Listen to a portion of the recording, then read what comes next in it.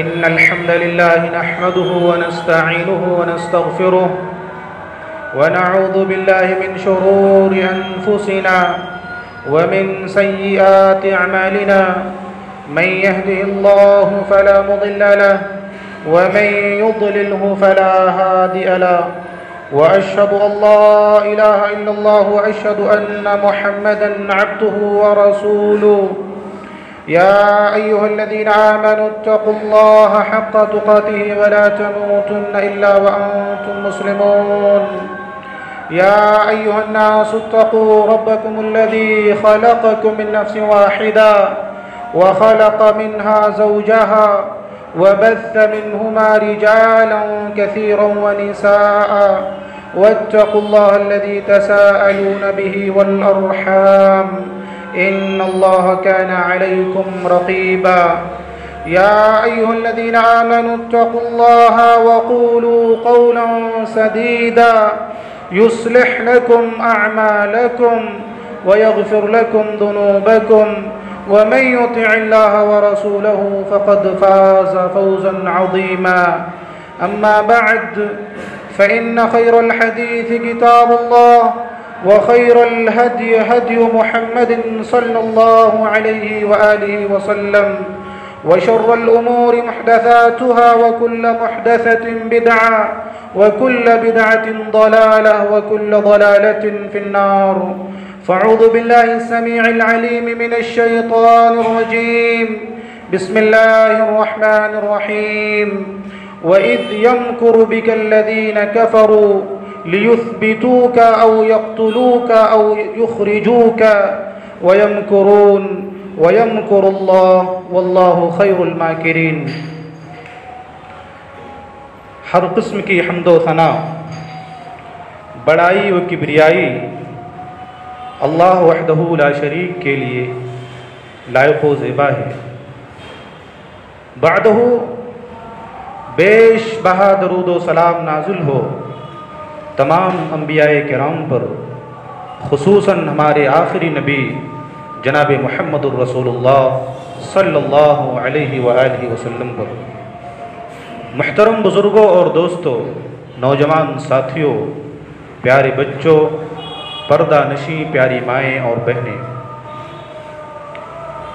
جس مہینے سے ہم اور آپ گزر رہے ہیں، جو مہینہ ہمارے سروں پر سایہ فگن ہے، بلا شبہ یہ ماہ محرم کا مہینہ ہے۔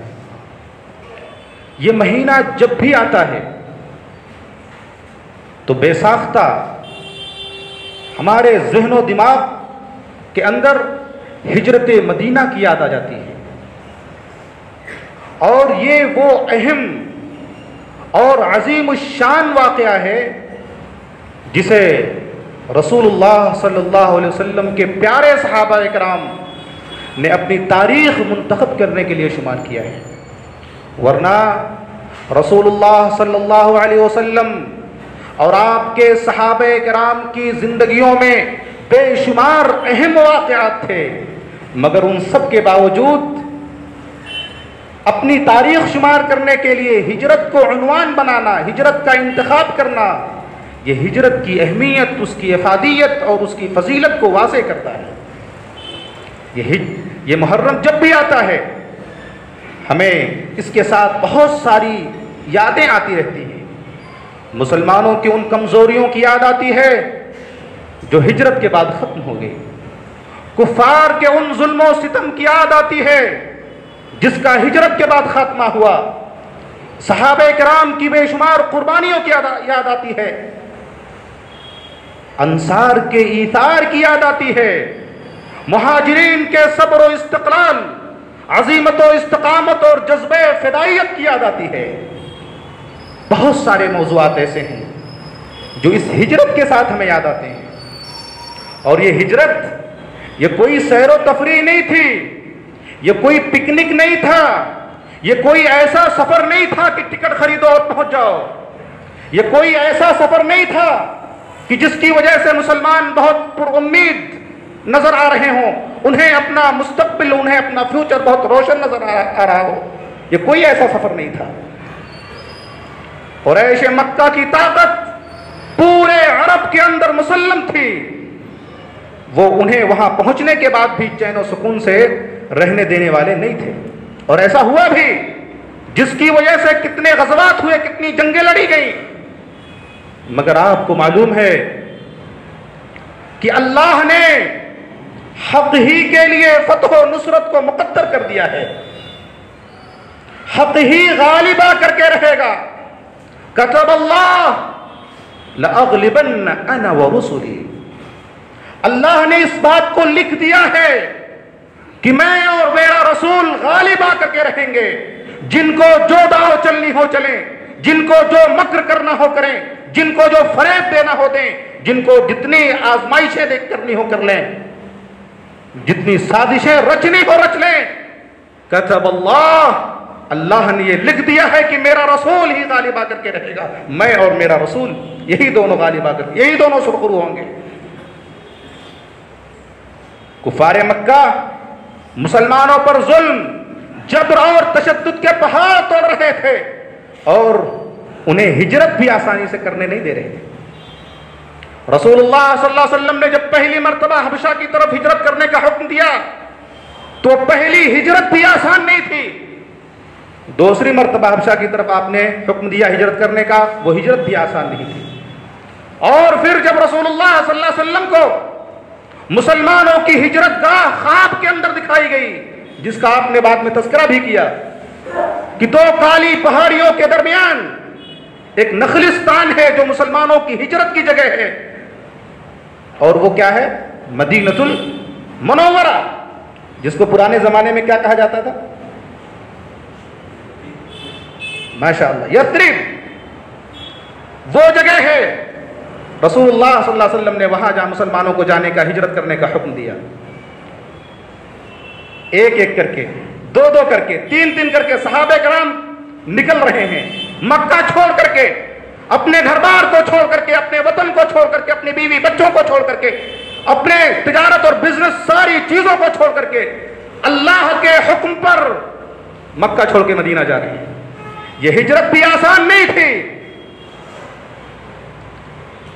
حضرت ابو سلمہ رضی اللہ تعالی عنہ، ان کا ایک چھوٹا سا خاندان، چھوٹا سا پریوار جو 3 افراد پر مشتمل.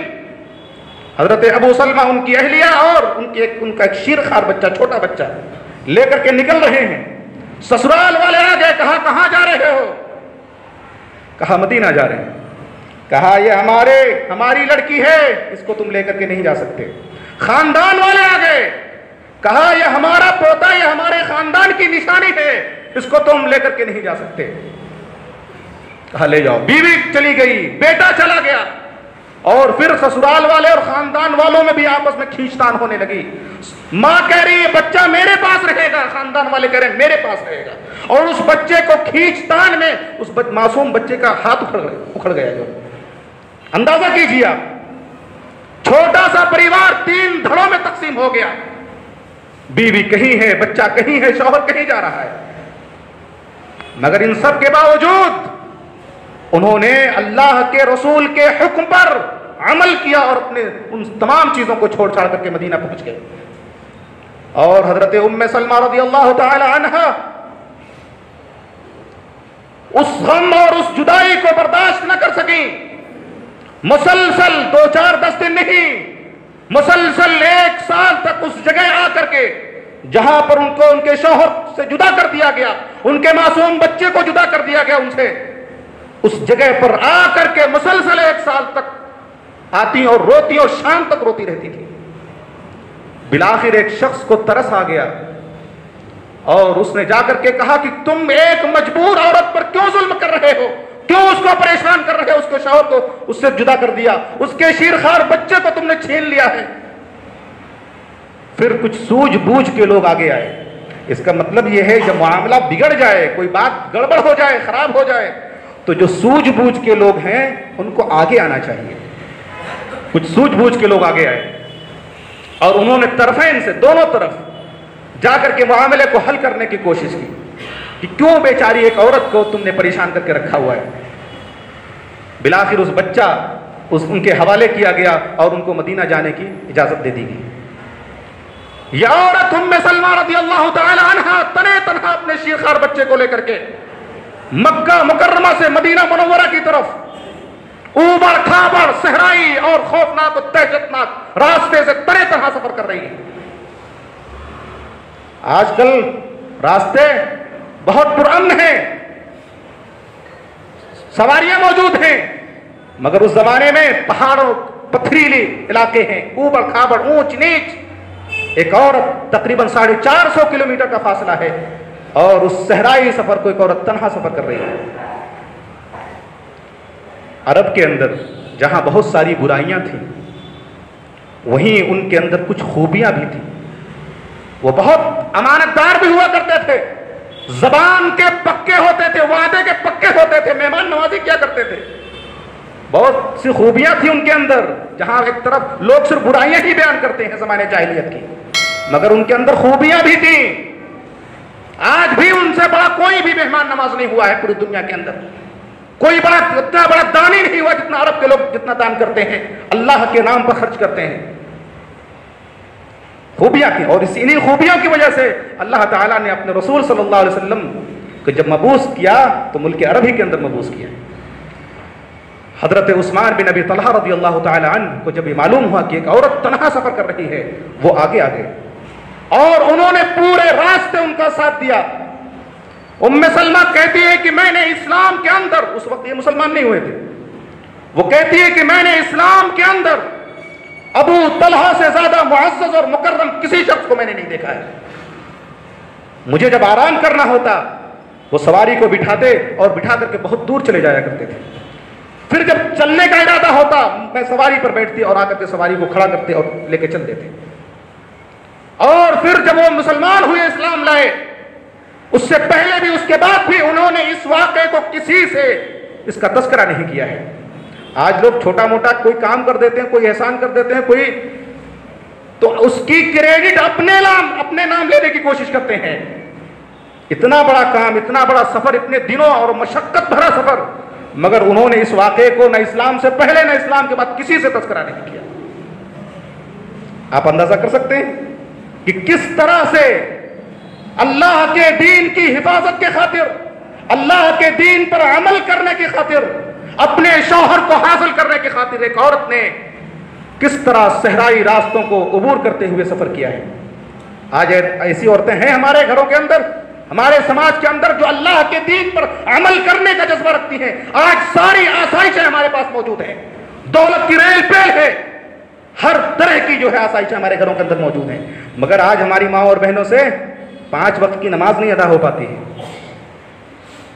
اذان ہوتے وقت سیریل بند نہیں ہوتا ہے، ویلون کم کر لیں گے، بند نہیں ہوگا، آواز جو ہے اس کو کم کر لیں گے، مگر وہ ٹی وی جو چل رہی ہے اسکرین بند نہیں ہوگی۔ یہ حقائق ہیں آج ہمارے معاشرے کے، اور سوچنے تباہی آ رہی ہے، پریشانی آ رہی ہے، مصیبت ہے، بیماریاں ہیں۔ حضرت عمر بن خطاب رضی اللہ تعالی عنہ، حضرت عیاش بن ابی ربیعہ رضی اللہ تعالی عنہ، حضرت ہشام ابن ابی العاص رضی اللہ تعالی عنہ نے، یہ تینوں اصحاب رسول صلی اللہ علیہ وسلم نے جب ہجرت کی پلاننگ کی، ارادہ کیا، تو انہوں نے طے کیا، مکہ سے باہر ایک جگہ کو متعین کیا اور کہا کہ ہم تینوں لوگ یہاں آ کر کے اکٹھا ہوں گے اور یہاں سے پھر مدینہ کی طرف نکلیں گے، اور یہ بھی کہا کہ جو شخص بھی وقت مقررہ پر اس متعین جگہ پر نہ پہنچ سکے تو سمجھ لینا، یہ اندازہ لگا لینا کہ وہ شاید کسی مصیبت میں پھنس گیا ہے، اور بقیہ لوگ جو پہنچ گئے ہوں گے وہ وہاں سے سفر کے لیے مدینہ کے لیے نکل جائیں گے۔ حضرت عمر بن خطاب پہنچ گئے، حضرت عیاش بن ابی ربیعہ رضی اللہ تعالیٰ عنہ پہنچ گئے، ہشام ابن ابی العاص نہیں پہنچ سکے، وہ پھنس گئے۔ ان دونوں نے مدینہ کی طرف چل دیے۔ حضرت عیاش ابن ابی ربیعہ کے گھر والوں کو پتا چلا کہ بچہ نکل چکا ہے، اللہ کی راہ میں مدینہ کی طرف ہجرت کر رہا ہے، گھوڑے دوڑانا شروع کر دیا پیچھے پیچھے۔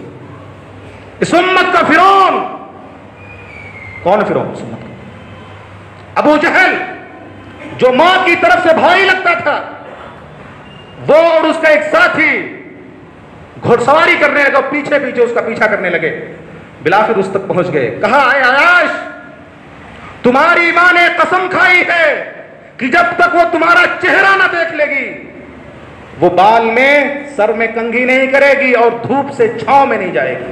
آپ کو معلوم ہے مکہ کی گرمی کیسی ہوتی ہے، مکہ کی دھوپ معلوم ہے کیسی ہوتی ہے۔ قسم کھائی ہے تمہاری ماں نے، جب تک وہ تمہارا چہرہ نہ دیکھ لے وہ سر میں کنگھی نہیں کرے گی اور دھوپ سے چھاؤں میں نہیں جائے گی۔ لہذا تم اپنی ماں کی قسم چل کر کے پوری کر دو۔ اسلام، جس اسلام کی تم بات کرتے ہو اور جس اسلام کے لیے تم سفر کر رہے ہو، اس اسلام کے اندر ماں کی عظمت اور اس کے تقدس کا اتنا خیال رکھا گیا کہ اس کے قدموں کے نیچے جنت بتائی گئی۔ عمر نے کہا کہ اے عیاش، تم ان کے دھوکے میں نہیں آنا، یہ تمہیں فریب دے رہے ہیں، تم ان سے اپنے دین کے معاملے میں فتنے میں مبتلا مت ہونا۔ کہا عمر نہیں، ماں کا حوالہ دے دیا ہے، ماں نے قسم کھا رکھی ہے، اب ماں کی قسم کو پورا کرنے کے لیے مجھے جانا ہوگا۔ بلاخر چل دیے وہ۔ جب جانے لگے تو عمر نے کہا کہ اے عیاش، یہ لو میری اونٹنی، اگر تم راستے میں ان سے کسی طرح کی کوئی مشکوک حرکت دیکھنا تو اونٹنی پر سوار ہو کر کے فوراً نکل لینا۔ اونٹنی لیے اور چل دیے۔ راستے میں کوئی بات نہیں ہوئی۔ جب مکہ کے قریب پہنچے تو ابو جہل نے کہا کہ اے عیاش، تمہاری یہ اونٹنی تو بڑی صحت مند اور مضبوط ہے اور تم اس پر تنہا سفر کر رہے ہو، ہماری اونٹنی یہ ذرا سا کمزور ہو گئی ہے، تھک گئی ہے، ایسا کیوں نہیں کرتے تم ہم کو اپنے پیچھے بٹھا لیتے؟ کہا آ جاؤ، بیٹھ جاؤ۔ بٹھا لیا اپنے پیچھے۔ کچھ دیر چلتے رہے۔ کچھ دیر کے بعد اس ابو جہل نے ان کو پیچھے سے جکڑ لیا اور ان کا ساتھی جو دوسری اونٹنی پر سوار تھا وہ بھی اتر کر کے آ گیا، رسیوں سے باندھ دیا اور باندھ کر کے مکہ کے لے کر کے گئے اور کہا کہ اے مکہ والو سنو، ہم بے وقوفوں کے ساتھ ایسا ہی معاملہ کرتے ہیں۔ بیوقوف سمجھ رہے تھے، جو مسلمان ہو گیا، جو اسلام لے آیا اسے بیوقوف سمجھ رہے تھے، ہم بے وقوفوں کے ساتھ ایسا ہی معاملہ کرتے ہیں۔ اور پھر انہیں لے جا کر کے ایک ایسے گھر کے اندر قید کر دیا جس گھر کی کوئی چھت نہیں تھی، دھوپ سے، بارش سے اور اسی طرح سے شبنم سے، اولے سے، برف سے وہ پریشان ہو رہے ہیں۔ رسول اللہ صلی اللہ علیہ وسلم نے جب مدینہ ہجرت کی تو آپ نے فرمایا کہ کون ہے جو عیاش ابن ابی ربیعہ کو جا کر کے چھڑا کر کے لے کر کے آئے؟ ایک صحابی پھر مدینہ سے گئے اور ان کو کسی طرح سے کود ود کر کے ان کو چھڑا کر کے لے کر کے آئے۔ عرض کرنے کا مطلب یہ ہے کہ ہجرت یہ کوئی معمولی سفر نہیں تھا، یہ کوئی سیر و تفریح نہیں تھی۔ کتنی مشکلات اور کتنی پریشانیاں صحابہ کرام نے اس اسلام کی خاطر برداشت کی ہیں، اور آج ہم پیدائشی مسلمان ہو گئے ہیں، سمجھ یہ رہے کہ اسلام بڑا آسان ہے۔ ہم نے کیا قربانیاں دی ہیں اسلام کے ناطے، اسلام کی خاطر ہم کون کون سی قربانیاں دے رہے ہیں؟ ہمارے صحابہ کرام نے، رسول اللہ صلی اللہ علیہ وسلم نے کتنی قربانیاں دی ہیں۔ اس طرح ایک ایک، دو دو، تین تین کر کے بیشتر صحابہ کرام مدینہ پہنچ گئے۔ مکہ میں صرف محمد الرسول اللہ صلی اللہ علیہ وسلم، ابو بکر رضی اللہ تعالی عنہ اور حضرت علی اور بعض دیگر کمزور پریشان حال مسلمان باقی رہ گئے، ورنہ اکثر لوگ مدینہ پہنچ چکے تھے۔ حضرت ابو بکر نے جب ہجرت کرنی چاہی تو رسول اللہ صلی اللہ علیہ وسلم نے کہا کہ اے ابو بکر رک جاؤ، شاید مجھے بھی اللہ کی طرف سے ہجرت کی اجازت مل جائے۔ یہ سننا تھا کہ حضرت ابو بکر صدیق رضی اللہ تعالیٰ عنہ نے 2 اونٹنیاں خریدیں اور اسے خرید کر کے ببول کے پتے کھلا کھلا کر کے اس دن کے لیے تیار کرنے لگے۔ ادھر قریش مکہ اور کفار مکہ کی الجھنیں، ان کی بے چینیاں بڑھتی رہیں۔ وہ دیکھ رہے تھے کہ مکہ خالی ہو رہا ہے، ہمارے بھائی، ہماری بہنیں، ہماری مائیں، ہمارے پڑوسی سب چھوڑ کر کے جا رہے ہیں، مدینہ بھاگ رہے ہیں، اور وہاں جا کر کے ان کی ایک عظیم، ایک بہت بڑی طاقت بن جائے گی۔ ان کو خطرہ ان کے اوپر منڈلانے لگا، ان کی تجارت پر ان کا بہت برا اثر پڑے گا۔ وہ مکہ سے شام تجارت کیا کرتے تھے اور مدینہ ان کی تجارت کے راستے میں پڑتا تھا۔ پیٹ کا مسئلہ آ گیا، روزی کا مسئلہ آ گیا، پلاننگ کرنی شروع کر دی کہ کیسے اس معاملے کو، اس قصے کو کیسے ختم کر دیا جائے، نہ رہے بانس اور نہ بجے بانسری۔ چنانچہ تمام ارباب حل و عقد نے، تمام سرداران قریش نے اس وقت کی جو پارلیمنٹ تھی وہاں اکٹھا ہوئے. کیا نام تھا پارلیمنٹ کا؟ کسی کو نہیں؟ دار الندوہ. ماشاء اللہ، دار الندوہ کے اندر اکٹھا ہوئے اور یہ کہا کہ اس مصیبت کو کیا کیا جائے جو ہمارے اوپر کھڑی ہے. سب نے کہا کہ اس مصیبت کی جڑ اور اس کی بنیاد جناب محمد الرسول اللہ صلی اللہ علیہ وسلم ہے. ان کو ختم کر کے ہی اس مصیبت سے چھٹکارا پایا جا سکتا ہے. ایک رائے پیش کی گئی، مشورہ گاہ تھی دار الندوہ ان کا. ایک رائے پیش کی گئی کہ ان کو ایک اڑیل گھوڑے پر بٹھا کر کے یہاں سے نکال دیا جائے. یہ جہاں کہیں بھی جائیں، دنیا کے جس کونے میں بھی پہنچ جائیں گے، کم سے کم ہم لوگ تو نجات پا جائیں گے، ہم لوگ تو محفوظ ہو جائیں گے. یہ جو بھائی بھائی کے درمیان تفرقہ ہو رہا ہے، یہ جو بیوی اور شوہر کے درمیان جدائی ہو رہی ہے، یہ جو ماں اور کو اس کے بچے سے دور کیا جا رہا ہے، الگ کیا جا رہا ہے، یہ تفرقہ، یہ جدائی، تو اس سے تو کم سے کم ہمارا خاندان ٹوٹنے سے تو بچ جائے گا. مگر یہ رائے پسند نہیں کی گئی اور اس رائے پر تبصرہ کیا گیا، اس رائے پر جواب دیا گیا کہ تم محمد کو نہیں دیکھتے، تم محمد کے اخلاق کو نہیں جانتے، تم محمد کے زبان کی تاثیر نہیں جانتے. وہ جہاں کہیں بھی جائیں گے لوگ ان کے گرویدہ ہو جائیں گے، لوگ ان کے ماننے والے ہو جائیں گے، لوگ ان کے دین پر عمل کرنے والے بن جائیں گے جہاں کہیں بھی جائیں گے. اور جا کر کے اپنی ایک طاقت بنا لیں گے، ایک جماعت بنا لیں گے اور پھر آ کر کے ہمارے اوپر اللہ بول دیں گے، حملہ کر دیں گے ہمارے اوپر. یہ رائے ریجیکٹ کر دی گئی. دوسری رائے پیش کی گئی کہ محمد الرسول اللہ صلی اللہ علیہ وسلم کو رسیوں سے باندھ کر، ہتھکڑیاں پہنا کر، بیڑیاں ڈال کر ان کو کسی گھر کے اندر قید کر دیا جائے جہاں بھوکے پیاسے رہ کر کے یہ خود ہلاک ہو جائیں گے. اللہ اکبر. کیسی کیسی سازشیں کی جا رہی ہیں، کیسے کیسے مکر اور فریب کیے جا رہے ہیں محمد الرسول اللہ صلی اللہ علیہ وسلم کو. اس رائے کو بھی ریجیکٹ کر دیا گیا، پسند یہ رائے بھی پسند نہیں کی گئی. اور اس رائے کا جواب یہ دیا گیا کہ تم محمد کے صحابہ کو نہیں جانتے. ارے کیا تم نے بلال حبشی کو نہیں دیکھا؟ تم نے خباب بن ارت کو نہیں دیکھا؟ تم نے بہت سارے صحابہ، کون کون سی تکلیفیں تھیں جو تم نے ان کو نہیں دی؟ مگر انہوں نے کیا کہا؟ پلٹا اپنے دین سے. وہ تمام کے تمام لوگ اپنے دین سے منحرف نہیں ہوئے. جو جان چاہو تو جان لے لو، جو مال چاہو تو مال لے لو، مگر یہ ہم سے نہ ہو سکے گا کہ نبی کا چاہو چلال دے دیں. نبی کے پیروں میں کانٹا چبھنے نہیں دیں گے. نبی کے صحابہ ایسے ہیں. تم قید کرنے کی بات کرتے ہو، جہاں کہیں بھی تم انہیں قید کرو گے، نبی کے صحابہ ایسے دیوانے ہیں کہ ان کو وہاں سے چھڑا کر کے لے کر کے چلے آئیں گے اور تمہارے خلاف ان کا غصہ اور بڑھ جائے گا، تم مزید ٹینشن میں پڑ جاؤ گے. یہ رائے بھی ریجیکٹ کر دی گئی. بعض روایتوں میں آتا ہے کہ ایک شیطان ابلیس ایک نجدی شیخ کی صورت میں ان کے پاس آ گیا. وہی ان تمام رائےوں کو ریجیکٹ کر رہا تھا.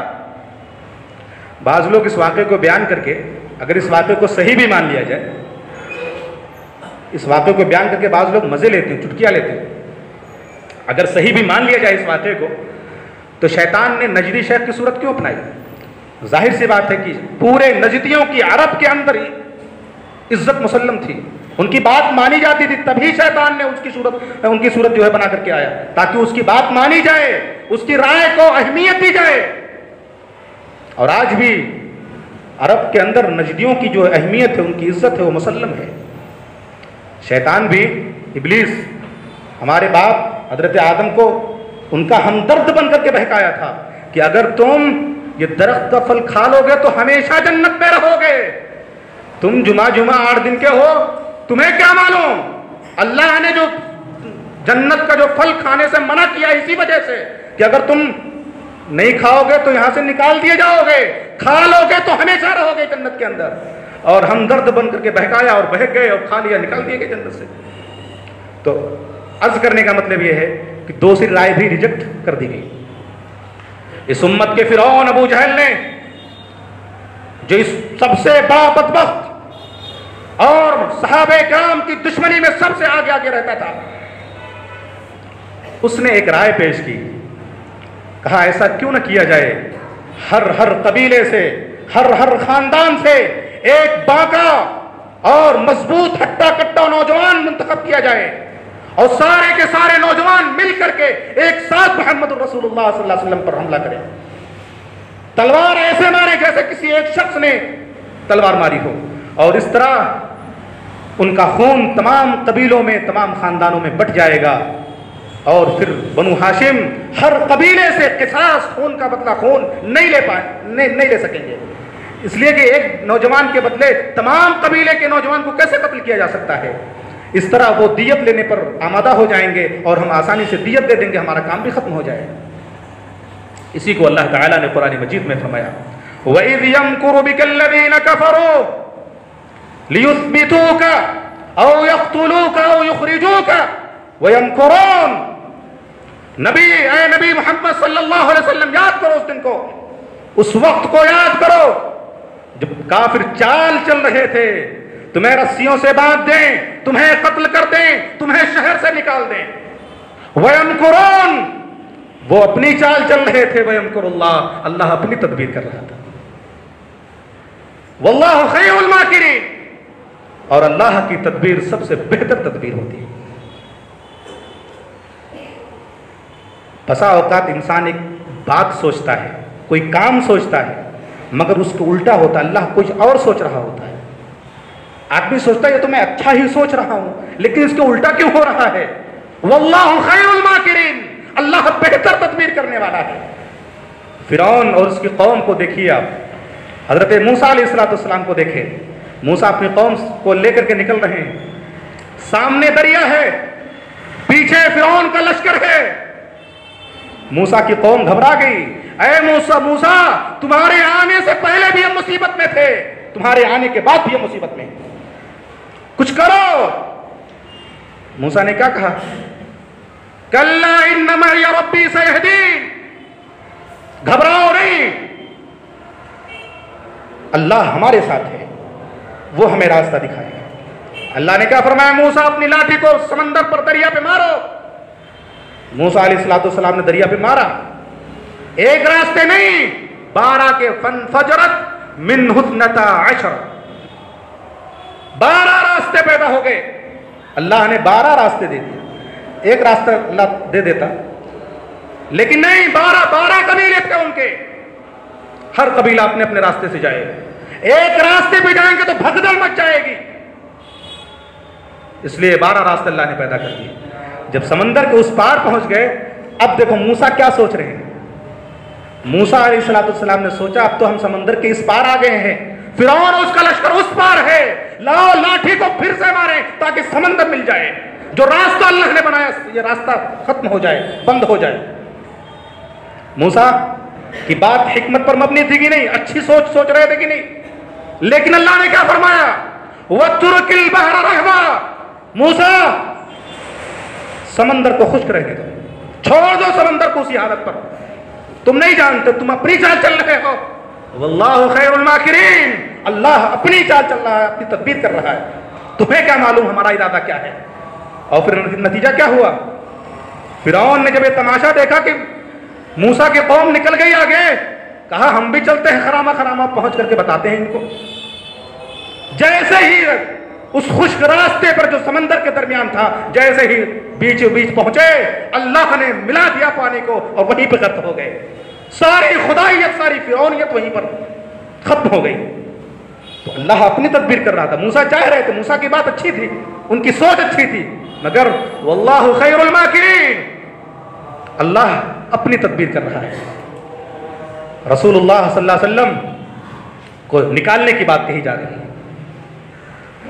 جب آپ کے اوپر پہلی وحی آئی، نازل ہوئی، وہ لمبی تفصیل ہے، آپ حضرت خدیجہ کے پاس آئے، حضرت خدیجہ رضی اللہ تعالی عنہا نے کہاں لے کر کے گئی آپ کو؟ ورقہ بن نوفل کے پاس۔ انہوں نے کیا کہا؟ ورقہ بن نوفل نے کہا کہ جو تعلیم آپ لے کر کے آئے ہیں، جو مشن اور جو دعوت، جو پیغام آپ پیش کر رہے ہیں، جس نبی نے بھی، جس کسی نے بھی یہ دعوت پیش کی ہے، اس کی قوم نے اس کو نکال کر کے باہر کر دیا ہے۔ رسول اللہ صلی اللہ علیہ وسلم بڑے حیران، بڑے متعجب ہو گئے، میری قوم مجھے نکالے گی؟ میری قوم مجھ سے اتنی محبت کرتی ہے، میری اتنی عزت کرتی ہے، مجھے صادق اور امین کہتی ہے، مجھے نکالے گی میری قوم۔ ہاں، جس کسی نے بھی حق کی طرف بلایا ہے، حق کی دعوت دی ہے، سچائی کا راستہ دکھایا ہے، ان کی قوم نے ان کو نکال کر کے باہر کر دیا ہے۔ آپ ابراہیم علیہ السلام کی زندگی کو دیکھیے، نکال دیے گئے گھر سے۔ موسیٰ علیہ السلام راتوں رات نکل گئے، حضرت لوط علیہ السلام قوم سے راتوں رات نکل گئے۔ آپ انبیاء علیہ السلام کی تاریخ اٹھا کر کے دیکھیے، کوئی بھی ایسا نبی، حضرت یونس غصہ ہو کر کے نکل گئے راتوں رات۔ کوئی بھی نبی جس نے بھی حق کی طرف بلایا ہے، سچائی کی دعوت دی ہے، ان کی قوم نے ان کو نکال کر کے باہر کا راستہ دکھا دیا ہے۔ یہ ہجرت کوئی آسان کام نہیں ہے۔ رسول اللہ صلی اللہ علیہ وسلم، یہ ہجرت سنت انبیاء، تمام نبیوں کی سنت ہے۔ رسول اللہ صلی اللہ علیہ وسلم نے بھی ہجرت کی، اور آپ صلی اللہ علیہ وسلم نے ہجرت کی تمام منصوبہ بندی بھی آپ نے فرما لی۔ کب نکلا جائے، کس طرح نکلا جائے، راستے میں کون سے خطرات ہوں گے، ان کا ازالہ کیسے کیا جائے، راستے میں غذا کھانے پینے کا انتظام کیسے کیا جائے، راستہ جاننے کے لیے کسی راہگیر کی ضرورت پڑے گی، اس کا بھی مکمل طور پر رسول اللہ صلی اللہ علیہ وسلم نے منصوبہ بندی کر لی۔ اور قریش کی کفار کی جو امانتیں آپ صلی اللہ علیہ وسلم کے پاس تھیں، اسے حضرت علی رضی اللہ تعالی عنہ کو دے دیا، اور کہا کہ تم اہل مکہ کی جو امانتیں ہیں ان کو تم واپس کر دینا۔ آپ چاہتے تو ان کی امانتیں واپس نہیں کرتے، یہ تو ہمیں قتل کرنے والے ہیں، ہمارے خلاف سازشیں کر رہے ہیں۔ مگر اللہ تعالیٰ نے کیا فرمایا کہ اے میرا رسول، فَإِنَّهُمْ لَا يُكَذِّبُونَكَ وَلَكِنَّ الظَّالِمِينَ بِآيَاتِ اللَّهِ يَجْحَدُونَ۔ اے رسول، یہ آپ کو نہیں جھٹلاتے، یہ ظالم تو اللہ کی آیتوں کا انکار کر رہے ہیں، آپ کی تو تعریف کر رہے ہیں، آپ کے حسن کی تعریف کریں گے، آپ کے اخلاق کی تعریف کریں گے، آپ کے صدق و امانت کی تعریف کریں گے، آپ کی ساری خوبیوں اور کمالات کی تعریف کرتے ہیں، مگر جب آپ کی لائی ہوئی شریعت کی بات آتی ہے، آپ کی پیش کردہ توحید کی بات آتی ہے، کلمہ لا الہ الا اللہ کا معنی اور مفہوم کی بات آتی ہے، انکار کر بیٹھتے ہیں۔ کیا آج ایسا نہیں ہے؟ آج بہت سارے مسلمان رسول اللہ صلی اللہ علیہ وسلم کی حسن کی تعریف کریں گے، ان کے زلفوں کی تعریف کریں گے، ان کے رخ زیبا کا تذکرہ کریں گے، نبی صلی اللہ علیہ وسلم کی زندگی کے ایک ایک لمحات کی تعریف کریں گے، مگر جب رسول اللہ کی پیش کردہ تعلیم ان کے سامنے پیش کی جاتی ہے، آپ کی لائی ہوئی شریعت ان کے سامنے پیش کی جاتی ہے، تو پھر پیشانیوں پہ شکنیں پڑنے لگتی ہیں، پسینے آنے لگتے ہیں، اور جس طرح مشرکین مکہ رسول اللہ صلی اللہ علیہ وسلم کی تعلیمات کو ٹھکرا دیا کرتے تھے، آج کے بہت سارے مسلمان رسول اللہ صلی اللہ علیہ وسلم کی تعلیمات کو ٹھکرا دیتے ہیں۔